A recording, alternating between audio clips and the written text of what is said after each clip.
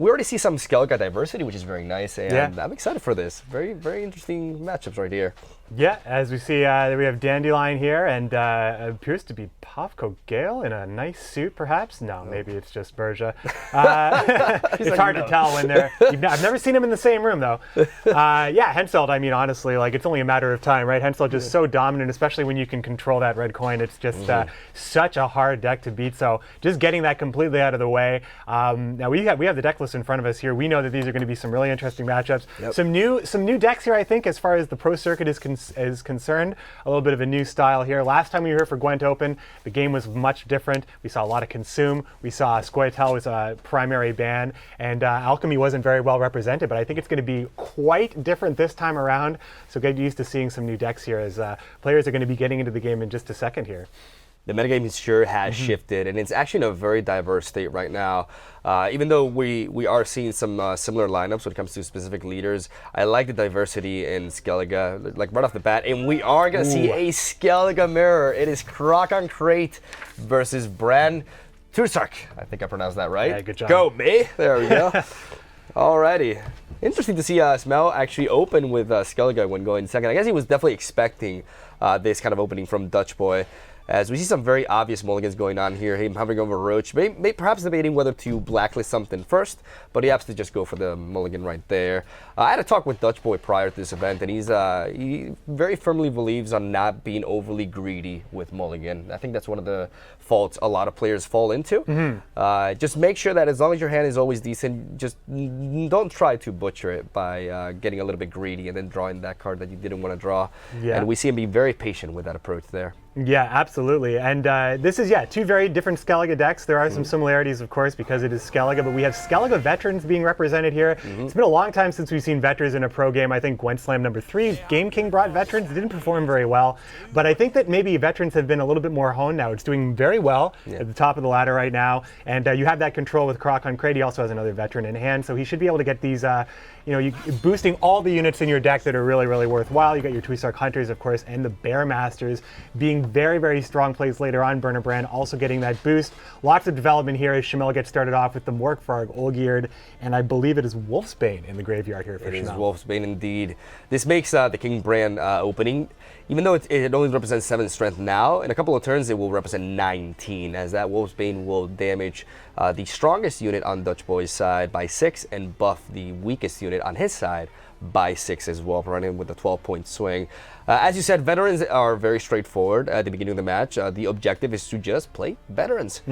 Buff all your fellow clan members and potentially even use decoy onto it. But we're going to see him hover over the hunter, trying to potentially hit Morkvarg to take one of the res, basically like make it spawn again so that it doesn't, it becomes weaker the next round. But he actually opts to play the Bear Master instead, perhaps aiming to create a bigger strength gap for Cmel and preparing for that Wolfsbane swing, which could put him in a very bad spot if he's not able to catch up, because as we said, right now it's initially a 7-point lead, but that's going to change in a couple of turns, and he has to make sure that he's generating enough points because veterans are a little bit slow at the beginning. Yeah, I mean, you do have Croc helping you out as well, but you do have to do that setup with the veterans, and the Wolfsbane makes it a lot harder here as Cmel's developing his engine here. The longship here now, the light longship now ticking here. The engine is going here. Dutch Boy's thinking about the pass already. Very interesting. I also think it's very interesting that Cmel opted to go with Skellige on the red coin here. It looks like Dutch Boy's just going to pass right here. Cmel's going to have to make up the points. He's going to have to play 10 at least. And I mean, it's really interesting Cmel chose Skellige for the red coin. But banning Henselt changes all sorts of things for the red coin. I like this pass because what it does is it denies the carryover, basically preventing Dutch Boy from getting his card back. That is what he's fearing. Because King Brand is going second and Wolfsbane is about to proc here, it may become difficult. Like, this may be the only opportunity Dutch Boy has in this initial round to ensure that Cmel goes 1 card down over him, which is why he opts to pass so early on. He also gets Wolfsbane out of the way as well. And even though Cmel can pressure him, and he does have the aid of Morkvarg and Olgierd to pressure him more due to that initial tempo gain, he makes it so that Cmel has to work to get that card back. Yeah. And he does have to work for it because this is Skellige, so he does need to set up the graveyard a little bit to ensure that his Corsairs can get value. So he's definitely expecting Cmel to push a little bit here. And this is where the key this is the key moment in the matchup. This round is where Dutch has to do everything he can to preserve that card over Cmel. And it's going to be interesting to see what kind of round 3 both players are aiming for, because veterans are very snowbally. Whenever you play another veteran, you buff every single clan member. So, and you could potentially even decoy them as well. So if he lets Dutch Boy set up too much, he could become extremely powerful in round 3. So it's going to be very intriguing to see just how far Cmel will push here. I mean, Dutch Boy still does have to set up. He only played 1 veteran. He'd like to play as many as possible. Yes. He's got the decoy in hand, of course, so he can decoy a veteran. You can play a decoy on a res as well. Sigurdrifa can bring the veterans back to make them proc again. The only way you can get the replay value on the veteran. He does have Burn a Brand, which will help him in a long round, but it's really up to Cmel how long this round is going to be. He's already set up an engine. He's probably looking to push, and like you said, he is going to be fighting to get that card back, because Dutch Boy did take advantage of a situation where he was able to get the pass and a card up on blue coin. You want to take that, and here comes Sigurdrifa right away, so he's probably going to get the extra tempo here.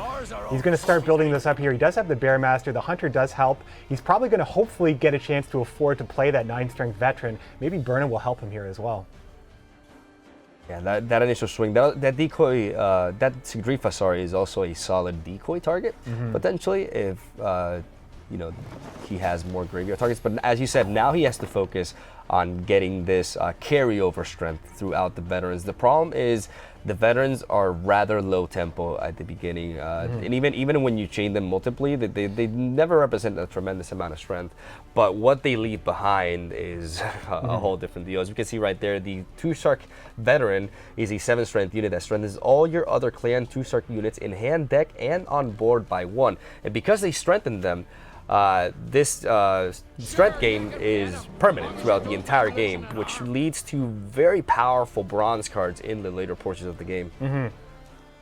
They do that and then some. We do have a chance to see veterans being played here, and it looks like Burna's coming down here. This is going to make it really hard for. This is going to make a little bit of a mountain to climb for Dutch, but he may be responding with Burna in kind, as he's going to get a lot more value out of his Burna being buffed and a nicer row for it. It looks like that is what the consideration here is, but he's going to take a little bit of time here to think about it. I mean, there's really, I don't think you decoy Sigurdrifa here. You really only have the Bearmaster in graveyard, I think, at this point. I wonder, it's interesting, I wonder how the decoy is going to be better played here, because decoy Sigurdrifa is probably the best thing. He might be considering decoying the veteran as well to get that extra proc, but I don't know if he's going to be in a position, like all these plays are a little on the slow side now. This is going to be tougher here. There's a lot of engines working for Cmel right now.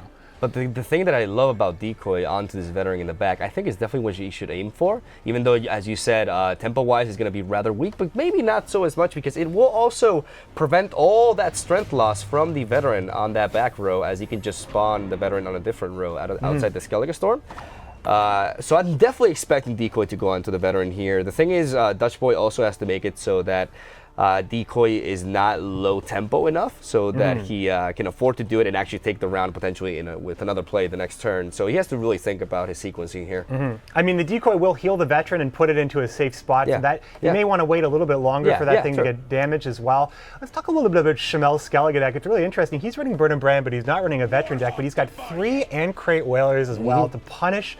Or not so much to punish, but to basically create a situation where Burn is safer to play. You can always get extra value out of it. And it's looking like he's really pushing here. I mean, Cmel's got a plan here. He really wants to push a lot of, trying to bleed Dutch Boy a little bit. He's staying in the lead here. He's staying in the driver's seat. It's really going to be about overcommitment or not, but with Sigurdrifa in hand, the power play from Skjal, the insurance from Coral as well, and another Whaler here to make this even harder for Dutch Boy to make that row a little bit more packed. Looks like he's considering doing that right now. Yeah, that's a very good point. Like, we've been talking a lot about the veterans, as it is a deck that has actually, I believe, debuted in the big scene in Gwent with this match. But I'm also very, very fond of Cmel's King Bran. We're going to see, I think, a lot of diversity when it comes to Skellige in today's event, as each player has their own personal tweak towards this. And what you mentioned is very important. Triple Clan on Clay Whaler is not typical when it comes to King Bran Skellige. but it does make a lot of sense when you run Burn of Bran in said deck, as Burn of Bran is actually not a common gold choice for the archetype as well. So because of the fact that you were running triple Corsair and you're running the Pirate Captains to tutor them as well, it's a very viable option, as the Whaler on its own, with or without Weather, still does represent quite a bit of value for a bronze card. They're just very powerful bronzes in general. So I like Cmel's lineup here. Yeah. I like how he focuses on that. Takes perhaps a little bit away from other components and other choices such as Bearmaster, etc. And goes through this route, and I like it. It's unique, and it also really capitalizes on players that are not well teched against Weather. If they have no answer whatsoever to Weather, this strategy can become extremely powerful, actually. Absolutely. I like that Cmel's putting a little bit of his own kind of flavor on this Skellige list. He's got a couple of other things. There's a one-of the on-crate Blacksmith as well, which makes the Corsair play late game much better. Probably looking for Restore, though, as it is such a huge power play on the Dimoon Pirate Captain. So we haven't seen too much of that already. I mean, this is playing out in a very interesting way. It's not too often in pro games that we see a long drawn out round 2, but it's also not that common in pro games that we see such a short round 1 as well. We usually see the players really fighting for that round. Dutchboy definitely made a much earlier pass than we're used to seeing. Well, it comes down to King Bran as a leader. King Bran is one of the few decks that actually puts you in a spot. Like, it's like, I was talking with Impetuous Panda about it. He really likes this deck because it makes you not suffer so much in regards to the coin flip. Because of that carryover that you set up initially, you can be more safe in that aspect and actually play smart and set up a scenario in which your opponent may take round 1, but you don't give them the chance of recuperating that card back from you. So round 3 becomes overly devastating. It's a very solid, a very cool deck in that sense. And here, I think we're going to see the decoy into the veteran. Yeah, indeed. Exactly. Get the most value out of that wounded unit, getting to play this again. Plus the nice and healed up. All the Twisark units on the board getting buffed. But Cmel, boy, is he ever pushing. He is going deep here. He's going deep. He's playing his big units, the Marauders, getting buffed for each cursed and damaged unit on the board, just making this canyon of points. Trying to just get as, like, Dutchboy's been able to bring it within a point almost every turn here, but he's running out of options. The Alzur's double cross is looking at Udalric, so that's going to be 15 points for Cmel if that gets pushed here. The reconnaissance is not a sure thing. He's got the 10-point veteran. Heim is his last big play here, so he's going to have to play under here. Cmel may see a great pass very soon here. He does get the Battle Maiden here. This should be able to chain the Hunter, I believe. Yeah, or he has Freya one more the Hunter. Bearmaster. Yeah, he's going to probably go for the... Yeah, I believe all Bearmasters are out, though. Yeah, it's the Hunter. It's the Hunter. He's going to drop it there and just hit anything, really. Like, it's best to not aim to kill something, to not give him res targets. Just go for the pure damage here, 14 points. And then try to... I believe we'll be seeing perhaps an offensive use of Heim. And what I mean by offensive is going for the create onto the opposing silver. Like, Heim has 2 options, right? So the second option is to create a silver card, or silver unit, sorry, from your opponent's deck. And I think we're definitely going to we're going to see Heim use here if, especially Cmel goes for the coral. Even though there's not a very big coral target, but we are taking a look at 15 points. And seeing how aggressive he's been up until this point, I would not be surprised to see. Oh, no, there's the pass. It was. I really thought that could go either way. This is great for Dutchboy, though. This is so good. He can just drop the veteran. This is perfect for him. Yeah, he's going to get a lot of value out of the veteran here, and I mean, it's funny. I think the Elzie's double cross may be a problem for him later on. But I mean, Heim in the mirror is fantastic because all the silveries you're looking at are just as good as your own silveries, and you have a chance to get the double Sigurdrifa. You have the chance to get basically 2 of anything you would really need. Although against Cmel's deck here, there's there's a fair amount of good stuff here. You probably can get use out of. Well, actually, it's not that great. Really, Sigurdrifa is the one you really want. But it looks like he's going to get away with just playing the veteran here, and we're going to go down to even cards. Dutchboy is going to be acting first with the Heim in hand. I think he's going to have to mulligan for something a little bit better. Yes. Because Udalric is not going to do him any favors, I think, if he can't make up the point difference. He's really looking into round 3. Yeah. This actually looks pretty decent for Dutchboy. He has been able to deploy his veterans, and he's looking at very powerful reses here. While Cmel does require a little bit of strength when it comes to his own reses, like a little bit of round length, sorry. as he does gain his value from cards like Light Longship, right? While Dutch Boy has more immediate power value, but that Althor's Double Cross in his hand is very problematic because if he mulligans it away, he does have a chance to draw Ulderic anyways. So it's going to be very interesting to see what he draws here. And he gets a Freya. Oh, that's big. It's pretty good. That's Double big. Freya Heim is super strong here. That's very big. But Cmel's hand is also very strong looking as well, with Sigdrifa, Heim, and Coral. And he does have last say as well, which means that he can deny any. Oh, this is going to be very tight, I think. I mean, I think the thing that's going against Cmel right now is that he didn't get a chance to really get restore out for that Pirate Captain power play here. As Dutch Boy gets to play double Bearmaster with Freyas. It's going to be this is going to be a pretty close one here. I think Heim might make the difference, or Coral is, Captain on middling Corsair. value, I'd say. Pay us some blood. I mean, this is still pretty good. He is running the Blacksmith. He wasn't able to buff a ship here.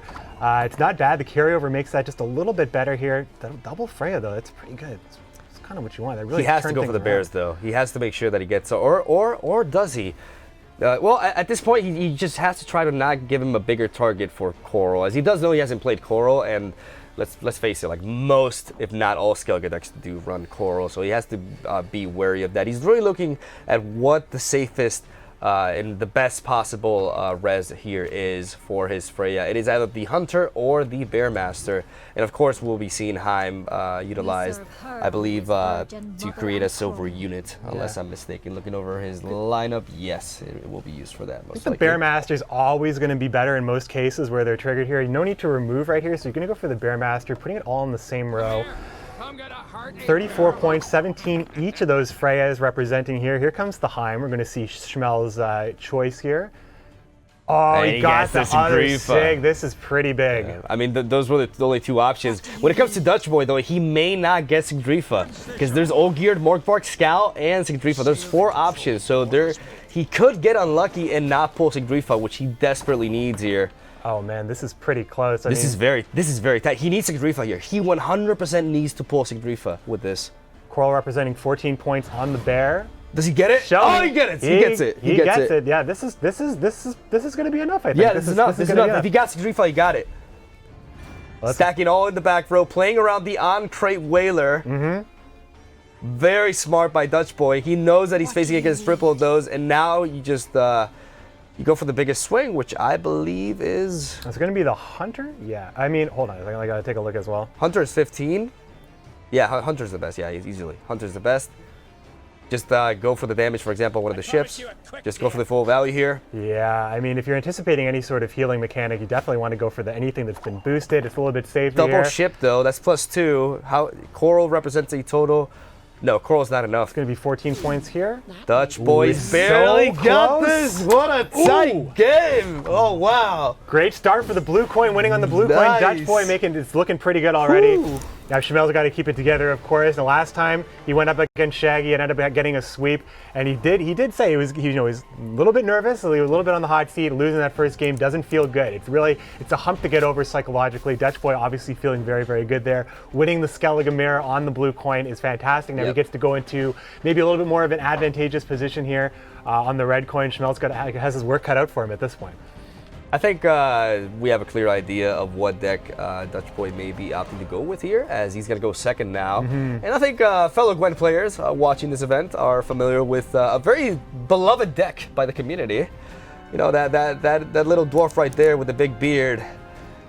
Sure loves going second, doesn't he? Yes, indeed. Yeah, we've seen in the last couple of months, Brotherhood kind of came back into popularity. We saw Ethic coming in there, right around the time when having, the double artifact compression was really good, Mandrake coming in. But Brotherhood is back because of the stuff you can do with Yavin, Cleaver. That opening tempo is nuts. Really, really hard. It's kind of, it's really hard to do poorly on the red coin.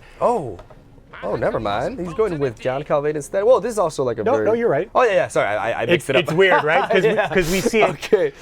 He's not even played Calvade, of course. Yeah, sorry about that. Yeah. Now, it's interesting, actually.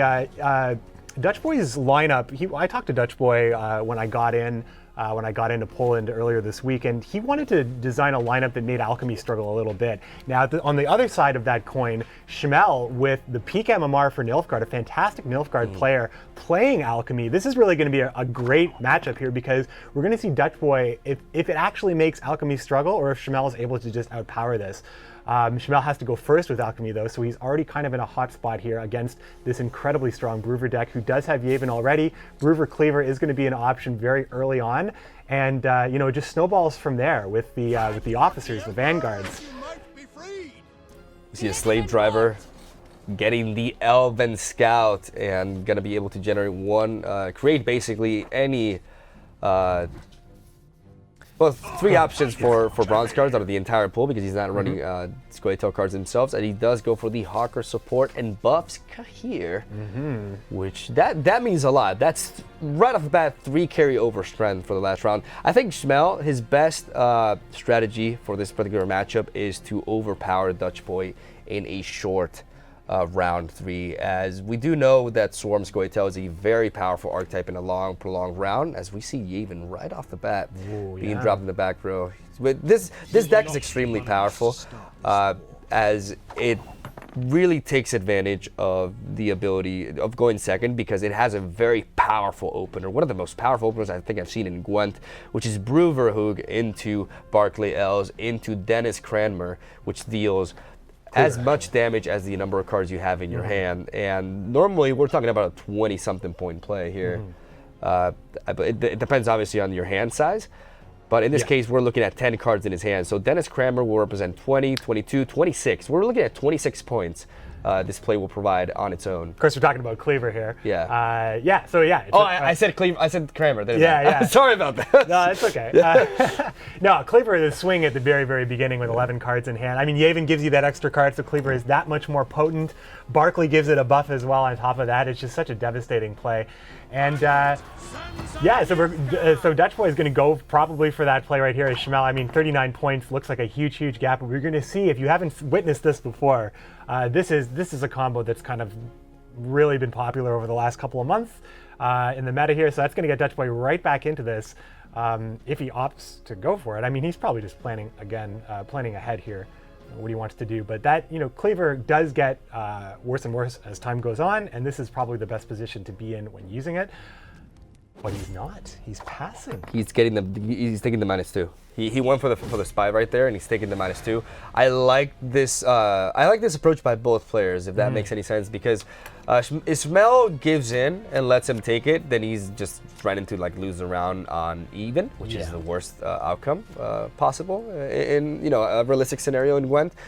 But winning the round -2 does give him a chance. It gives him a chance to really invest into a short round in which he can overpower his opponent despite having 1 card less than them, because he still does have Cantarella at his disposal, while Dutch Boy has already played Yavin. So if he gets access to his spy, which he does not have, now that I look at his hand, that's actually pretty bad. Yeah, this is really tough for Cmel here, because also, if he wanted to make this a short round, it impacts what he's able to res with ointments and stuff like that. He did play Calvin at least, so Kahir will have a pull. Actually, I wanted to talk to you about Kahir and Cmel's deck here. Kahir is not always included in Alchemy. Yeah. What would be the case here why Cmel would want to include Kahir as opposed to maybe including something else, I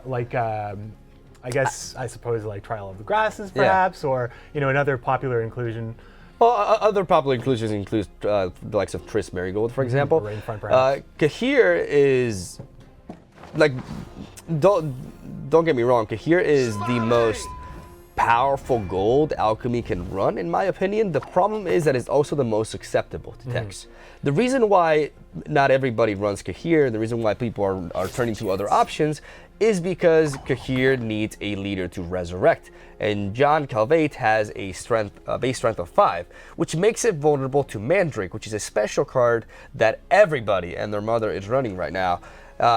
Mandrake will weaken a unit by 6, which means that in the case if interacting with Jan Calvate, it will banish him. It will eliminate him from the game. So that means that Kahir has no leader to resurrect, and thus he just becomes absolutely useless. If this doesn't happen, though, Kahir is extremely powerful, and everybody should run him. But that's the reason why players opt to do that or not. Cmel is willing to take that risk and willing to go with Kahir, which can be very devastating for players who are not running Mandrake. And in this particular matchup, well, we've already seen John Calvade go down.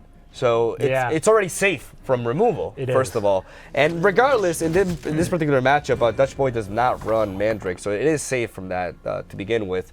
Which means that Kahir, which is also 3 points stronger now, is going to represent a lot of value in a short round 3. But Dutch Boy also does have the likes of Siri Nova as a finisher to make up for this deck's weakness in a short round. So it's going to be very intriguing. And here we see the big boy swing.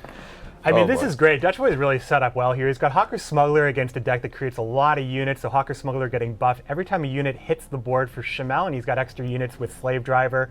He's creating, he can create half-elf hunters in some situation. Roach is giving it an extra buff as well. And there's Cleaver. Now, Cmel he wasn't playing big units right away, but it's a tough position here for Cmel because I don't think he's going to get ahead after this point. It's just like Dutch Boy has so much tempo available to him. And I mean, at this point, Cmel is, he really wanted to play Skellen, obviously. We didn't see what card he put on top of the deck. As a Nilfgaard player, I'm sure you could probably assume. I'm going to ask you that in just a second. But he does have a Seer, so his Seer is going to be able to put Roach back in the deck as well, which is going to make Kahir that much more devastating in round 3. But it may be at a huge card disadvantage at this point, as Dutch Boy has 3 cards up on his turn. If I were to guess, I would assume that he put Vilgefortz on top, as it would make Vilgefortz a 14-point play that can also tutor something from the top of the deck, which can lead to a tremendous swing. But as you said, he did not draw into Cantarella. And because he did not draw into Cantarella, he may actually be forced to go for Kahir this round and fish for it, because you can beat this deck down 1 card. Like, you can do that. If you set up a strong late game and you work towards a little bit of carryover strength. Beating this deck down 2 cards against such a high level player like Dutch Boy, like any sort of high level player, is way more unlikely. We do see him get ahead here with his big Joaquin swing though onto the yeah, and that proves that he's put Vilgefortz on top of his deck, by the way, because Joaquin does pull the top either bronze or silver unit, which means that he put a gold unit on top of his deck there with Skellen. So yeah, 100% search for Vilgefortz there. Doppler coming in with the Elven Mercenary, just giving you just a few more options here, and making this as this is a Nova list for Dutch Boys, so it's a good 2 of to include with Doppler and Reconnaissance there, so you can get a lot of options and get through your deck very, very well, and he's getting a lot of work out of that Smuggler as well, and that Skirmisher, it's not too bad. Ooh, the Neckarad, very interesting here from the Black Blood. And this is a huge Blood Moon. Very strong swing. Dutch Boy can get back though, I think. I mean, the Officer into the Vanguard represents a good amount of points right here. Doppler can give some more options. Reconnaissance can fish for, well, let's see what he fishes for. He's gonna go for that half-elf hunter. This is fine enough at this point. The Fog's gonna do some work. Eilerin, unfortunately, jumping right into the bad weather. So we're also seeing Mandrake there in Cmel's hand, which could potentially be used to buff Roach for what I like to call Thick Roach, which is a very, very high-level technique in which Roach goes to the gym, he eats a root, and he becomes massive. Going up to 10 strength and combined with Desire can enable you to basically get Roach out of the deck again, and he does go for that Thick Roach. Gotta get some hashtag Thick Roach. We're gonna see that. It's a safer play. I mean, there's some decks it's hard, like against monsters, it's very hard to make this play. Safer to do it on Calvin, not a lot of graveyard interaction really at this point. But yeah, definitely the 10-point Roach is going to go back into the deck with his Seer. It's just going to make that Kahir, like even though Cmel is down on cards right now and he probably won't be able to get back, the Kahir play with the 10-point Roach Calvet and being able to control what's on top of your deck. And Vilgefortz. And Vilgefortz on top of that is going to be a massive play. Insane. Such a great closer here. But Dutchboy is still, in a pretty decent position at this point. By the way, in case you missed it, in case you're not super familiar with the way the cards work, Eilerin is one of those cards that, if you're viewing, you didn't catch that. Whenever there are 5 elves on the board, Eilerin does jump out of the deck. You can't control where she goes. She did jump into the hazard, but Eilerin is a great extra little bit of tempo that Bruverhook, or at least the Scoia'tael deck has, which is already really good with tempo already. I think we see a clear option there with the Panther, unless he... I mean, he does have elves. Oh, no, he has no way to hit it because both rows are stacked. That's yeah, that's funny. That was still, that was pretty bad. That was like a 9 point. No, that was a 10 point. Okay, that wasn't that bad. It was a 10-point Vanguard. He's already like slave drivers, man. Like they just. Oh, this is pretty good. You play your own strategy against them. He's going to get that Elven Scout. Now, I mean, clearing, not really that much of a, that great to clear. You don't really get that much of a bonus here. Blood Moon only damages units that jump into it, not doing any kind of overtime damage. So I think this is going to come down to if Dutchboy draws Nova. If Dutchboy is not able to draw Nova and it has just like a late game filled with bronze cards, he could actually get overpowered, even so 2 cards down. Like K here into Calvet, into Vilgefortz, into Thick Roach. It's going to be pretty nasty, actually. Like, it's going to be pretty bonkers. But if he draws Siri Nova, I think he will be able to overpower him regardless. Like, 2 cards is a very big deal in Gwent. And Cmel is getting very punished here for not drawing into Cantarella. I was going to ask you if we see Vesemir played here, but I know Seer and K here are definitely round 3 cards. Yeah. But I mean, Cmel's going to need all the power he can get. Vesemir does represent a fair amount because there's a lot of alchemy cards to pull that are still available, such as the Ointment, of course, the Cmel. There is Vilgefortz on top, 14-point Vilgefortz, 4-point K here with the 10-point Roach once a Seer gets played. Dutchboy with and he has a War Dancer bricked! Oh, that's not good. Oh, no, never mind. What am I talking about? He can mulligan away, but he can't mulligan it away with the, because he wanted to mulligan away the Vanguard. Yeah. He still loses power here. He hasn't drawn into Nova. Yeah, we're talking about... This is a weak hand, I think. The amount of points that Dutchboy is going to need to counter this Kahir is maybe not, doesn't look like it right here. This is super interesting. Yeah, Ooh, could we see Cmel win 2 cards down? That would be nasty. He hasn't drawn to Nova. Nova is the reason his deck is built the way it is, so that it can make up for its biggest weakness, which is a short round like this. Every single one of Cmel's cards represents insane power, while Dutchboy has, decent strength here at best. Those Vanguards, like, obviously you can play Hattori into an Elven Scout and get more elves and get some good value to those Vanguards, but it's still not super impressive here. If only there was a way to give Hattori just 1 more point, he could have resurrected an officer with Hattori and perhaps gone for another mulligan, but Dutchboy is definitely not in a great position. Those Vanguards aren't going to be fantastic. He will have to be playing them for the body on a board that's not going to have a lot of elves. The Half-Elf Hunter helps, of course. Reconnaissance will likely get one as well. Hattori is probably going to bring back, I don't think, Barclay doesn't have a pull. So it's going to probably be the Elven Scout. Oh, this is. I mean, the extra cards are going to help, but I mean, with a hand like this against Cmel's hand, Cmel's got a golden hand right here, quite literally. How many ointments has he gone for? I think he should definitely fish for like ointment onto Slave Driver to have a very good target for Vilgefortz as well. There's the big Roach back at it. What does he go for? I think you go for Vilgefortz Novice into ointment here, right? I mean, you can make a case for it, but I think that the Cmel is 12 points, so you get the Slave Driver. The problem is, no, you have to go for the Macam. because otherwise he's gonna put Cantarella with Vilgefortz. That is true, because that is on top of his deck. Good eye. That is, Yeah, because if he he's doing it anyway. He's going for it regardless, but he's probably not gonna pick it. Oh, he is. Okay. So, I mean, this is tricky here. Is he aiming to use Vilgefortz offensively? I mean, it is possible. It's also possible that he's considering that he needs to do it this way to get a card back, perhaps, because he's anticipating Nova. I mean, you look at this list, you can put him on Nova at this point. I mean, is he preparing himself against the worst possible scenario by actually playing Cantarella? I think he's still aiming to. What are you burning? You're using that already? You're not going for ointment then? An interesting choice. Okay, Well, so let's take a look he's here. going for Cantrella then. Yeah, he's he's going going for for Cantrella. it. He's going for it. No one Gonna can take that hide ointment. from I mean, the ointment's gonna get him some points back, put him maybe in a better position. But I mean, honestly, Mogwai, in your heart of hearts, do you think the Cmel was the better choice there?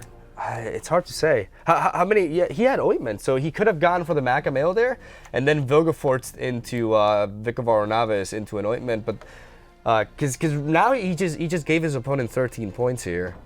I mean, honestly, Dutch Boy's Vanguards don't look too bad now. We look at the board here. He got the buff for the officer. Here comes the mulligan. With the Neophyte. Oh, buddy, that's draw not the so War good. Dancer. That's not so good. That's a bad word answer.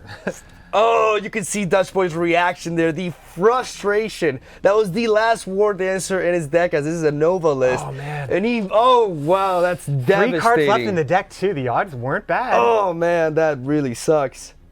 He's going for the ointment now. Viper Witcher represents 14 value, so it may be the safest options here, as it does have things to hit. Like it will find full value. Do you go, I think, or do you go big? It's interesting. I thought He goes big. He's going big. He wants that Elven Scout again. Oh, and he gets punished. Oh, he's got a bunch of crap. Oh man, this is gonna get pretty close here. I mean, oh, you got greedy there. He's gonna get a little bit of trash talk here, there. That's gonna give him some information here. How close is this here? 15 points separate here with a Vanguard. That Vanguard is a lot. That Vanguard's though. got a lot of points. A lot of elves on the board here. This is just gonna play out. I think Cmel is probably your Cmel. Oh, what are we looking at here? We got That's Let's wait for 12. the So black we're blood. looking at about a 20 point Vesemir there, but that's not enough.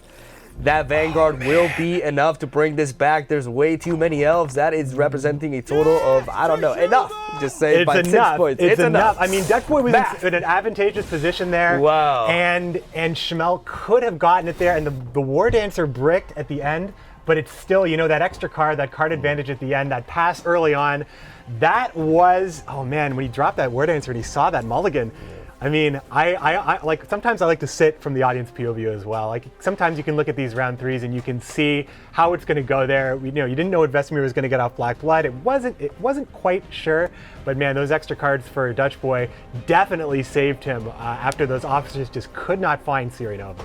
I wonder if that Vilgefortz, that Kahir play could have been different. Like if he went for the Cmel, got the value there, and then used Vilgefortz to get the Vicavar Navis onto the ointment, he would have prevented giving his opponent 13 points. And that could have made a very big difference in that match. I'm not entirely sure. I would have to look back and see. But Yeah, we're gonna have to maybe do the math on that a little bit later when we have. But that was very time. interesting. That was super tight, and you can see how invested Dutch Boy is when he drew into that War Dancer. He was shaking all around, like He's so pissed. Here we go, folks. Dutch Boy 2 wins, one more away from going to the semifinals, as Cmel is gonna have to aim for a reverse sweep here, as he has to face Dagon. Now, I am excited for this matchup because Dagon is Dutch Boy is bringing a very interesting Dagon list. I mean, we've seen Deathwish make a bit of a presence now. We saw in the Wild Hunt tournament that Dagon was showing a little bit more presence. Consume definitely taking the back seat in the meta right now. Dagon's been popularized, but however, Dutch Boy's got a little bit of a twist. It is Deathwish. It is not a Nova list, but it is running triple Foglet and triple Fog, so it's a greedy list, and it's designed, I think, to make Alchemy suffer a little bit. Yes. Lots of bad pulls for slave drivers, lots of weather to deal with in a long round. A little bit of a slower deck, but it is running Woodland Spirit and things like that, so it's going to be very interesting to see. I can't wait to see this match because I love playing Dagon myself personally.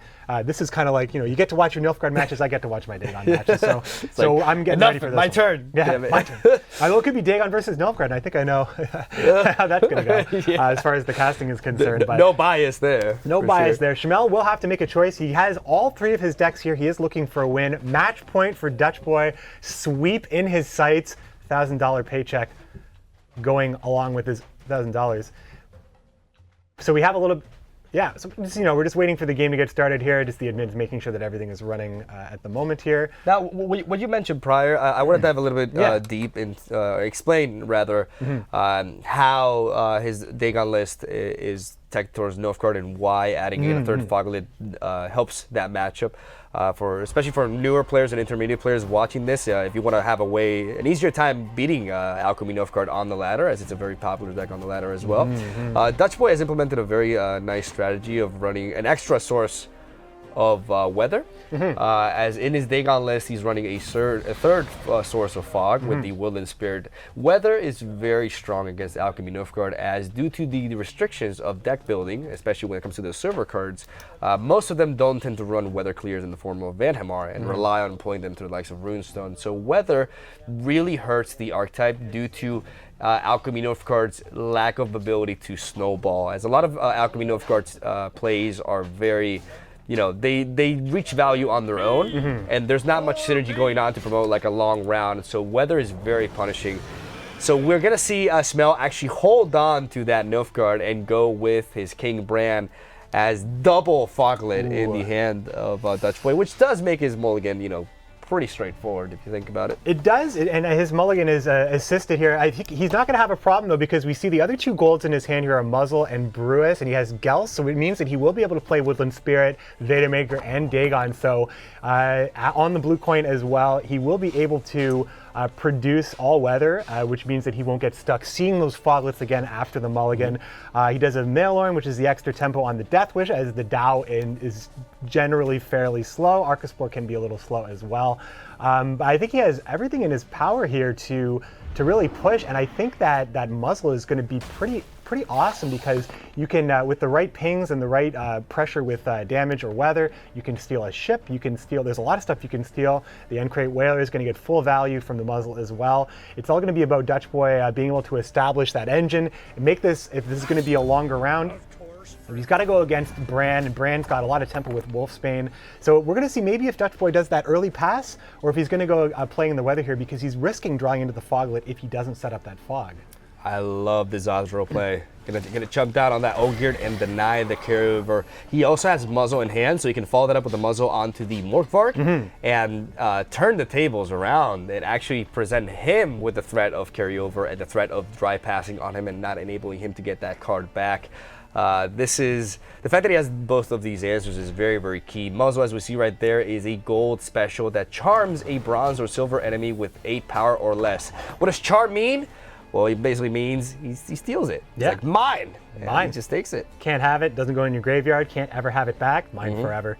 So the Muzzle option on Morkvarg, or even the ship here as well. Also the weather option, because when Cmel's playing Wolfsbane, so he's invested in the round. He wants to see the Wolfsbane go off, so Dutch Boy has time to develop more and more engine here. It will help him, it'll assist him in the ship building up. He also has the option to zap the ship, but I don't think you ever take that option if you need to play all of your foglets. So, either way here, I think Dutch Boy is probably looking to set up. Gels, again, does pull the Woodland Spirit, so he gets the 12 points right away with the Foglet and the Weather Pressure, 14 points. He's able to, he's in a position here where he can set up one of his Death Wish units. He can get the more Arcaspores jumping around.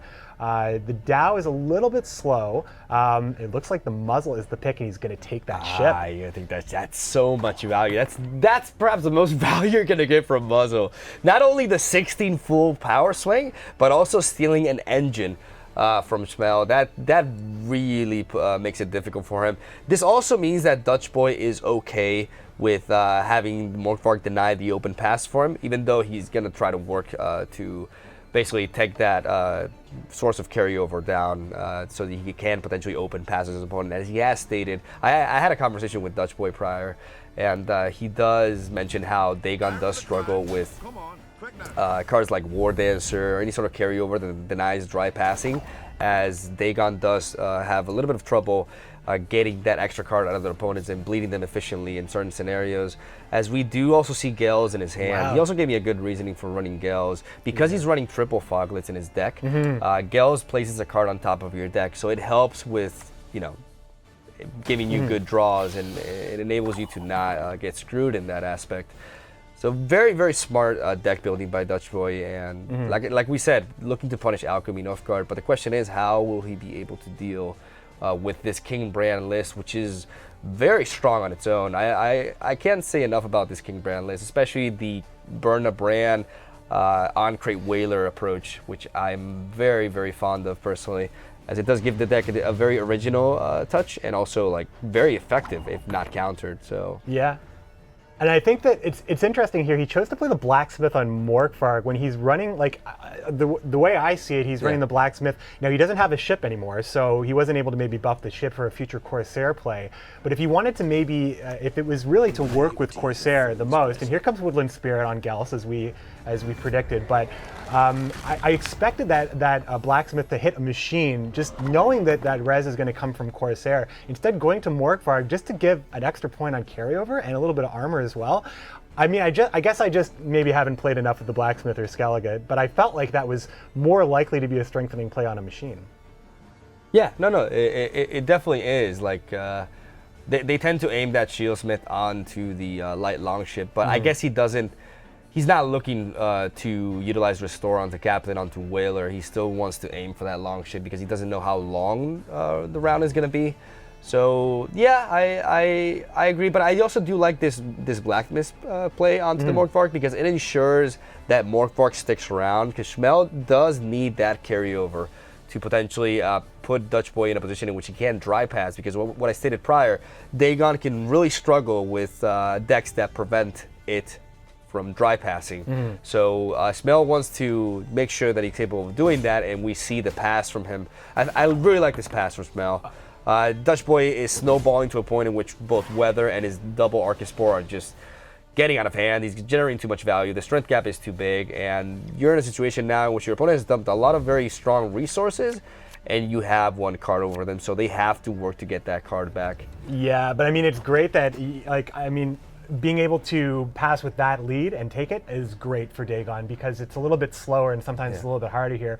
Now Dutch Boy's in a position where he can set up his graveyard perfectly for Brewis. He can, if he wants this round to go long, he can play Vadermaker and Dagon to make this a more favorable long round for him, get the Foglets out of the deck. Of course, play Frightener. That's not good. That's not what you want to see. That's going to really change how this goes, and the greediness is going to be, I would say that, I've never called a triple Foglet deck greedy, but I've also never seen a triple Foglet deck in a pro game like this. So that's unfortunate. And because he drew what Gallus placed on top of the deck, that was a possibility. He did still have 2 left in the deck. He missed opportunities to maybe develop a little bit more fog. He did mulligan 2 Foglets as well, so they did go back into the deck. And it's a little bit tougher here. Now Dutch Boy maybe has to save his Dagon or Vadermaker for later, which maybe impacts the way he wanted to play this out in the first place.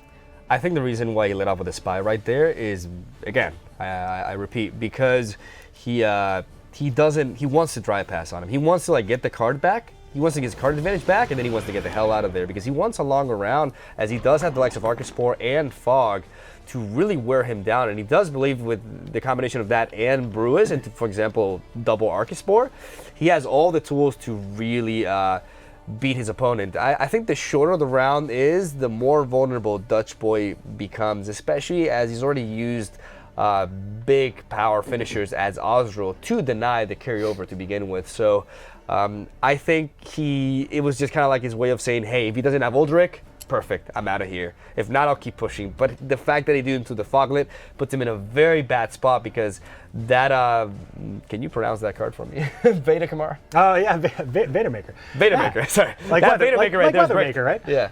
He's making the weather. Making the weather. I think they changed the name, by the way. My defense, they changed the name soon. It used to be the Aeromasters. He's got more of an identity now. Yeah, exactly. I think that, Burn is a great play here, and this is Dutch Boy's going to get out at this point. He's got the lead still, and this is just going to get worse and worse for Dutch Boy. He's going to make Cmel have to spend the card, go into the last round even, giving him last play. Hopefully as well, but Cmel, unlike the previous game with Skellige, he's got that restore in hand, so he's going to be able to restore that Pirate Captain.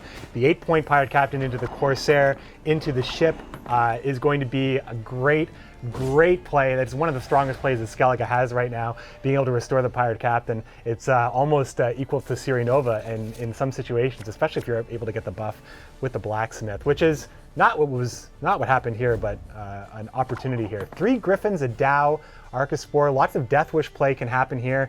The Cyclops, extra procs on the Death Wish.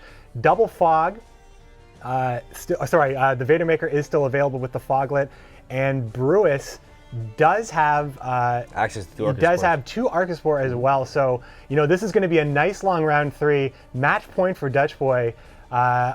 I mean, like, just looking at this right now, without giving it too much thought, as we don't want to spoil anything kind of for ourselves here, but, you know, who do you think has more power here? They both have engines. They both have a really strong hand and some of their best cards available here. I think the most important thing here, the most important factor is the use of Cmel's Coral. If Cmel targets the Dow with the Coral, that would be devastating for Dutch Boy, as he would lose value from 3 Griffins and potentially the Cyclops as well. He really needs that Dow to stick around, but if Cmel uses the Coral on that Dow specifically, that's gonna speak trouble. But if he goes for it now into the Arcaspore, that would actually benefit Dutch Boy. Dow translates into 17 points for each Griffin play and 19 points for the Cyclops. So it's a lot. It's a lot, and it would be denied, and that would be very devastating for Dutch Boy here. So we see him not going for Coral right off the bat, which means that he's preserving it for something else. So I think Cmel is wary of this, and if he does go for that, that's really going to take a lot of power away from Dutch. So there is the Pirate Captain restored into the Longship as opposed to going for the Corsair and bringing back the Whaler, but there was no other Longship available in the graveyard since it was stolen by Dutch Boy. So both Longships in play right now. Yeah, the Griffins do represent a lot of points with the Dow. Fortunately, though, Dutch Boy you kind of have that insurance. The Griffin at least can proc the Arcaspore, so you'll take the 13 points. Not really bricked. You still get a fair amount of value from it, but ideally you want to get those 17-point Griffins, because 17 points for bronze is pretty good. Like we're talking about potentially like 16 points here lost, and that's pretty massive. Like it's pretty massive. He does have the last say. Lots of ways to proc the Death Wish here, but I mean, I think that Coral would be the correct play on the Dow. It's going to get 3 Arcaspores jumping around, though. This is going to be see if he can bait it here. Dance party right now for the Arcaspore. This is such a great amount of engine here. He's going to bait it. Oh, this would be huge. Oh, this could be. Oh, he's baiting it. Oh, this could be. Oh, that's so good for Dutch. Watch how fast he plays this down. I mean, he doesn't really have another option unless he wants to play. Just drop it down. This is so huge. That's so big for him. The Dow Jones is at an all-time high at this point. He's going to get so much value from this here. He's quite behind though. Like, it's important to know that these Arcaspores are dealing damage, but they're also empowering the Marauders as well. So it's true. I mean, it's not like Cmel's like got no power left in his hand. It's just that as far as like thick plays here, getting the maximum value out of the Griffin now was, as long as Coral was in Cmel's hand, it wasn't a sure thing. And just to keep everything in, like just to keep in mind how this residual damage is evening out. That fog is basically denying the growth from the ships, as the ships are providing 2 points each turn, while the fog is taking 2 points, and those Arcaspores are also damaging 2 every turn.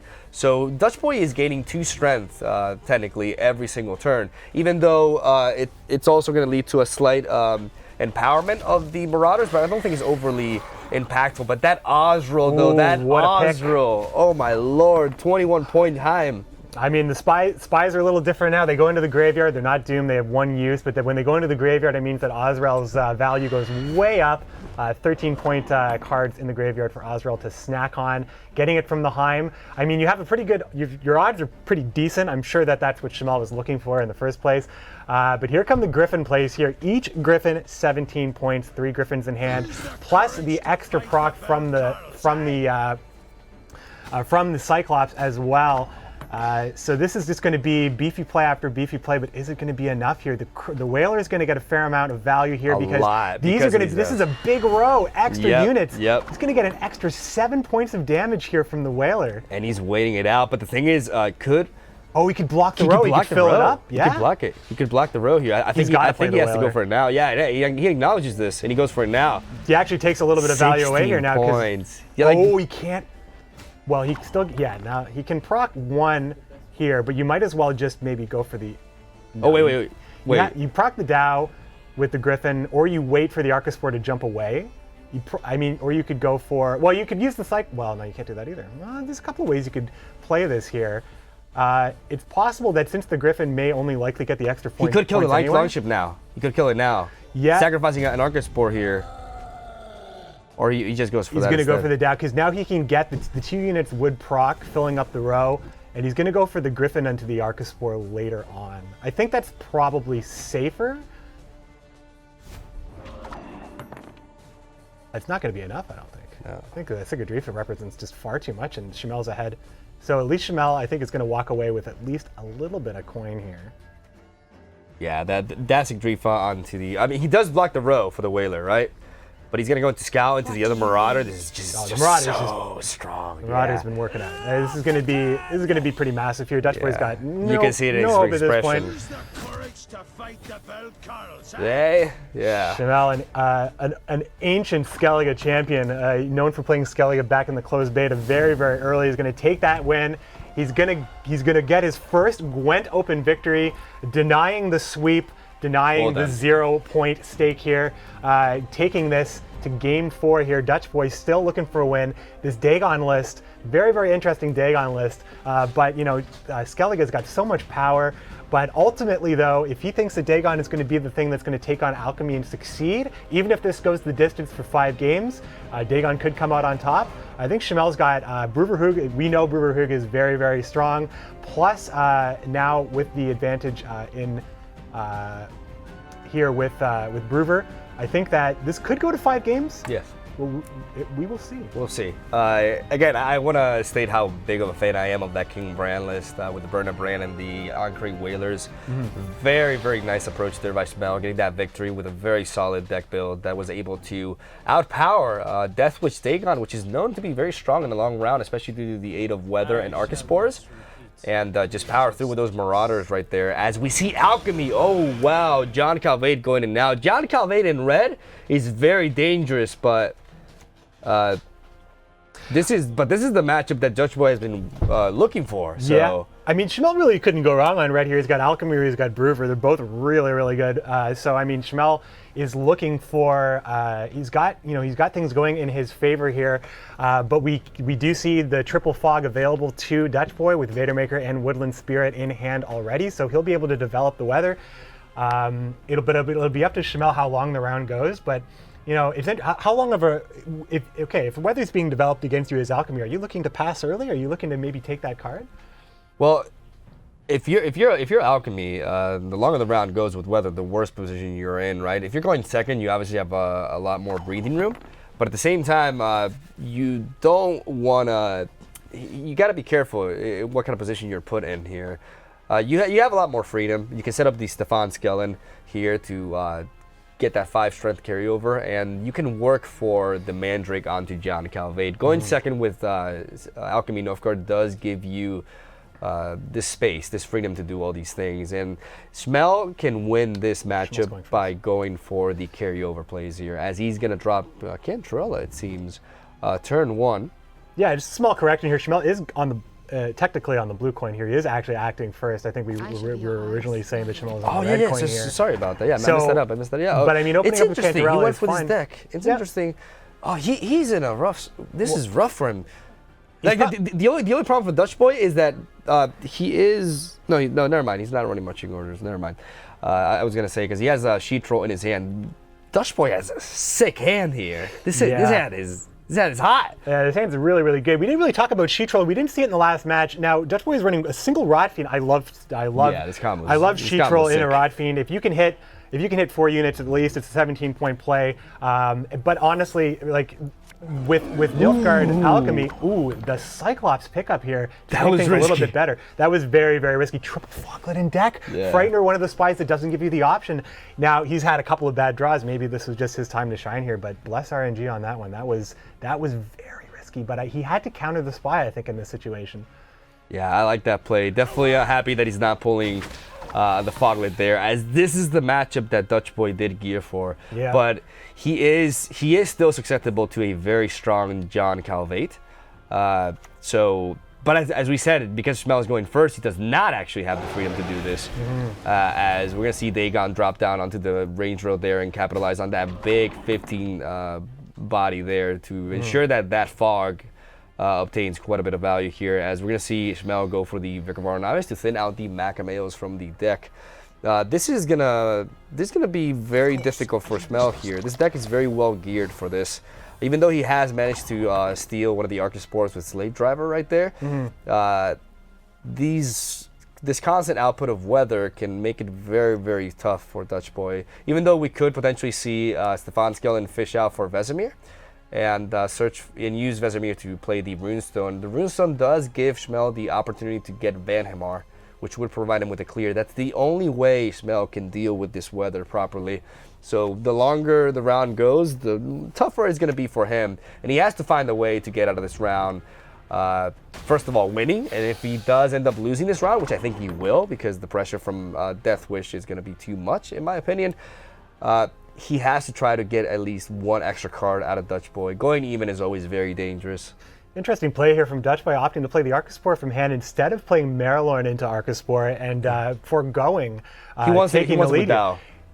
Oh yeah, for sure. I mean, he does want that because he does have double Griffin and double Cyclops, but it meant that he was going down there where he had the opportunity to get the lead. Yeah, true. But I think this is probably the best time to play. Oh, he's going to go for Marilorn now. I would think Woodland Spirit, but you know, it's up to Dutch Boy, obviously.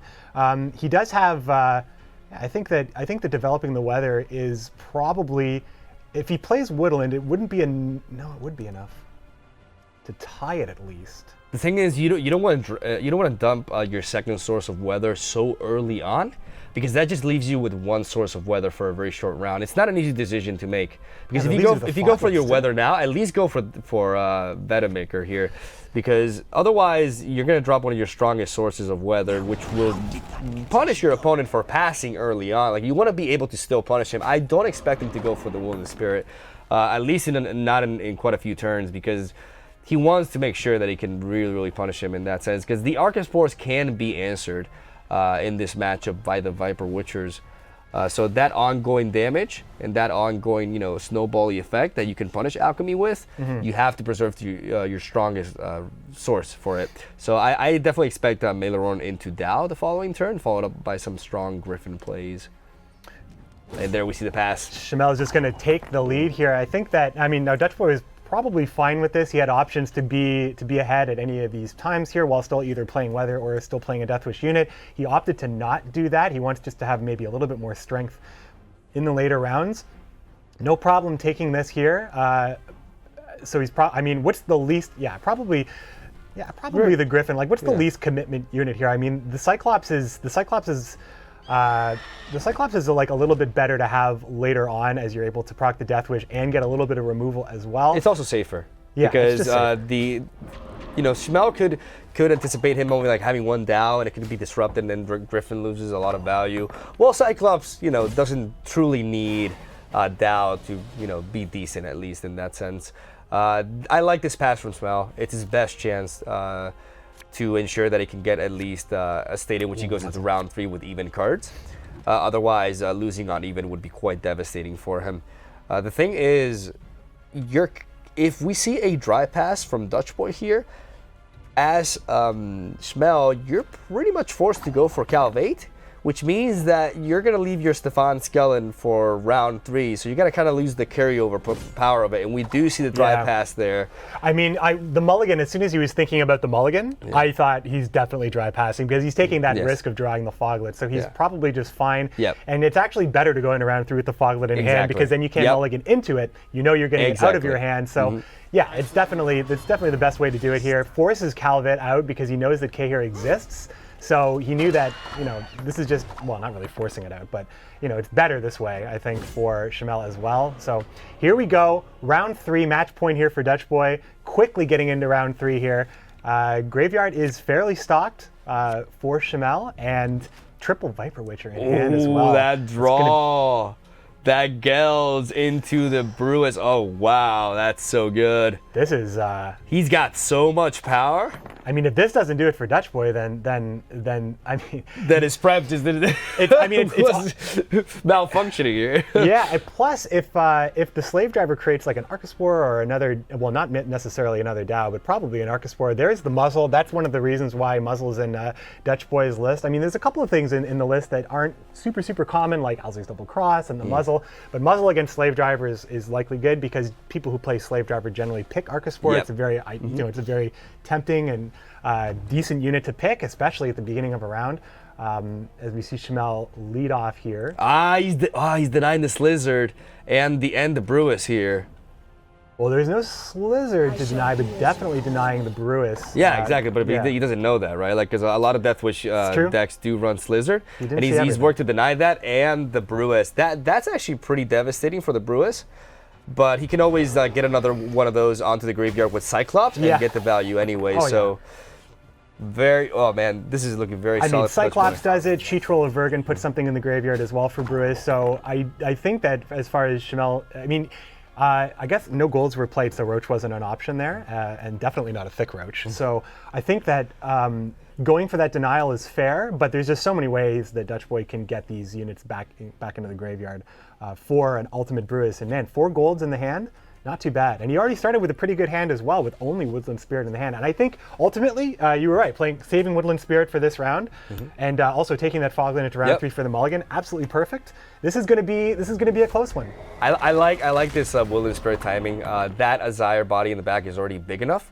And I believe we haven't seen all the Macamales played, so he does need a unit in the back. So it's gonna find the value regardless. Oh, the Azrael. Will he consume the? Yeah, he's gonna consume the spy. He's gonna go for the 18 points, of course. Yeah, I mean, it's really hard not to take that. Very, very tempting. And he places it in the back though, which ensures that fog gets value throughout the entire match. That's massive.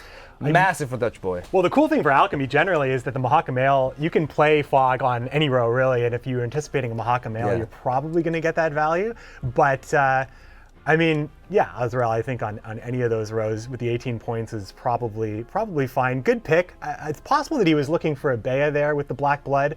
Necrophage, that does clear weather. He's looking for everything that can help him at this point because this long round is going to look better and better for Dutch Boy. It's interesting. I wonder how much value he's going to get out of Sheetroll here, since Alchemy is usually more of a vertical deck, not a lot of row stacking. So the Rot Fiend is not going to be as good as it could be, but it won't be bad. Hovering over the Mandrick right there, not really finding proper value, but he is looking to use it on the Dow, I believe, to deny potential Griffin value here, even though he's already seen 2 of them, so I don't think he's super inclined to do that. Yeah, because 2 of them are in his graveyard, as you can see right there. So it's not like he's looking at that Dow and being overly threatened by it. So he's gonna opt to go for the. No, sorry, that was a Slave Driver. Never mind. Yeah. But he has played 2 Griffins, and he didn't get the Archospore there, which would have been good news, as you said prior, for Cmel, as it would enable that muzzle right there, as it doesn't really have a home right now. But at the very least, it can represent something like 14 points, which is not bad. The key in this matchup for Dutch Boy is going to be him being able to set up that Brewis properly here. Yeah, and I mean, the muzzle for the Archospore is great because I'm saying that Archospore is a good pick for Slave Driver. It's really like the only good one. Like, you're not getting a lot of great value out of the Griffin or even the Cyclops. The Dow is too slow. There's 3 Foglets, so Slave Driver could actually look at not a lot of great options in the first place. So the fact that the Griffin is actually one of the better picks you can get from Slave Driver in this matchup for Alchemy. He's setting it up right there. He went for the Sheetroll onto the Archospore instead of the Rot Fiend because he wants to set up that Gels into his Brewis Ritual to resurrect that Archospore from the graveyard as well. Really like the setup here from Dutch Boy. Not the greatest timing when it comes to the Archospore, but it will still find very, very solid value. And it's gonna put Cmel in a rough spot. Here we go. Here it is. Gels immediately on the Brewis. Okay. Outstanding. That's exactly what it sounds like. Exactly. Thank you. Yeah. Are you the actual voice actor for Gels? I could be. Double Archospore from Brewis, really good here. He's going to go ahead, like, even with the removal, you get a little bit of a refund there when you get Viper Witches to remove it. So it's not even so bad there for the removal, but in a long round, better to just get rid of it, even though you're getting the ping back. It did get full value, even though there's like a 2 on the board. So Griffin's going to be able to proc the Dow here, 17 points on the board. Dutch Boy looking pretty good with the last play on top of this as well. K here, could make the difference, and Skellen is going to be able to make Cahir that much better, likely Vilgefortz like last time. So Cmel has a lot of late game opportunity here. Azrael still available for Dutch Boy, which is also an 18-point play. The Dow, the Cyclops. Oh, he doesn't get it, man. Doesn't get it. He can't quite get it. Can't quite get it. That's actually good though for Cmel here, but Cmel is 1 card down and 5 points behind. This is tough. Like that's Stefan Skellen. It really sucks to have Stefan Skellen in a round 3 like this because it's just like Geralt. It divides his strength into its own body, into whatever it searches for, but it doesn't provide you with carryover strength because Stefan Skellen truly shines when utilized in rounds 1 or 2, as you basically take that 5 strength from its original 15 strength output and you invest it into a card for the later rounds. But in this case, it's just 15 points divided into 2. So it is gonna enable John Calveit to be very precise and gonna give him a very solid swing. But it's looking grim for him. He's so far behind. Both players with 3 cards. Dutch Boy with a 26-point lead. The Dow's not looking so great in Dutch Boy's hand, however. No real way to proc it here. Azrael is big, 18 points, and the muzzle is likely, it's looking at 12 points right now at maximum. And it's probably not going to get too much better than that. And here comes Stefan Skellen pulling out Roach, as that's the first goal that Cmel has played at this point in the game, late game. Putting Vilgefortz on top. Cmel's got a huge power play. Dow is not this Dow is weak. The slowness of this Dow it could make the difference. The thing is, I know like Dutch Boy is going to preserve that Azrael for the very last play. He knows his opponent is running Mandrake, and it's an alchemy deck after all, as he's definitely preserving it for his last resource here. And we're gonna see Cahir into John Calveit into Vilgefortz. Gonna burn probably the Sleeve Driver or Cahir, one of the two. And let's see what card is on top of the deck. Let's see this is the big swing. This is his strongest play by far. He goes for the Runestone. Cadaverin, how much is this? Oh, that's going to be a little bit tough when we're not even looking at the board right now. But I mean, between this and the Guardian and Fate Siri, False Siri, I mean, you probably just have to go with the, I mean, we're taking a look. He's taking a look at all the different, construct. There's a lot of constructs on the board. I think, he's going for it. Does it count token as well? It counts token as well, right? I believe so. I believe so. This is gonna be I don't know why it wouldn't. Yeah, it does. That's pretty. That was like 4. Ouch. That's pretty good. Better than the Guardian. 14. Definitely better than Fake Series. So that was 14. That puts him in the lead here. Oh man. But now is when the power comes from Dutch Boy, and that Mandrake. That Mandrake is gonna be strong onto the Azire though. Yeah. It's gonna get this tight. Going to bring Asira all the way back up. Here comes the muzzle. He's going to take the 12 points by grab. Yeah, that's probably the best thing to grab right there. Is the best thing to grab right there. But, I mean, this is just a little bit too tight, right? Azrael's 18 points. This represents... Yeah, Azrael's too big. Azrael's too big. 16 points, and the fog is going to tick again. Yeah, this Mandrake does represent a good amount of points here. It does put him 10 points ahead, but Dutch Boy knows that he's got it. Cmel knows it as well. Azrael hits the board, eats the Frightener, goes up to 18, and Dutch Boy will be advancing to the semifinals, his tournament debut, or at least his big scene tournament debut, and he does defeat Cmel in a 3-1 set. And his tech against Alchemy Nilfgaard does prevail. Well done, Dutch Boy. Good games. Good game right here. We're going to see a handshake from the opponents here. That was fantastic. 4 games there. Cmel did get $250 from the stake. Dutch Boy's going to get $750 right there.